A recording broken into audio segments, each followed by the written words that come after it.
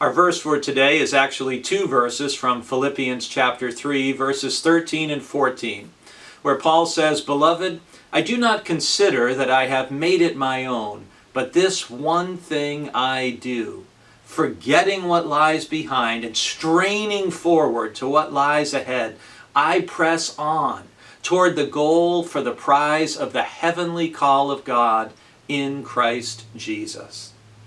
I have really enjoyed these verses for many decades now. I actually had them printed and on my wall when I was in college. And it makes me think of many different things. First of all, in an age of multitasking and difficulty concentrating, Paul begins by saying, "This one thing I do." There is great power in being able to concentrate our focus, our time, our effort, our energy.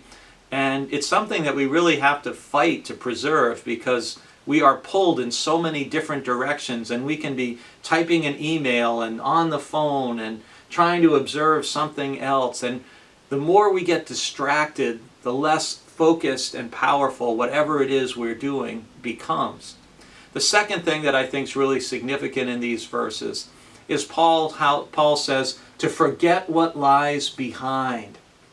Too many people live life always looking in the rear view mirror, if you will, like when they're driving. And that's not a good way to drive, and it's also not a good way to drive our lives. What is behind us and in the past is in the past. We can't change it, we can't undo it. All we can change is how we think about it. It's more important, Paul says, to be straining forward to what lies ahead. And what lies ahead of him is this goal of the heavenly call of God in Christ Jesus that is always leading him onward and forward. If you're finding yourself really distracted, maybe sit back with these verses for another minute or two and think about, what one thing would God have me focus on next?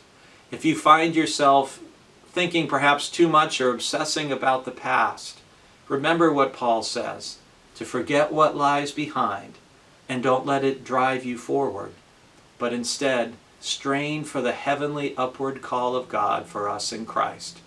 Go forward in that spirit in this day.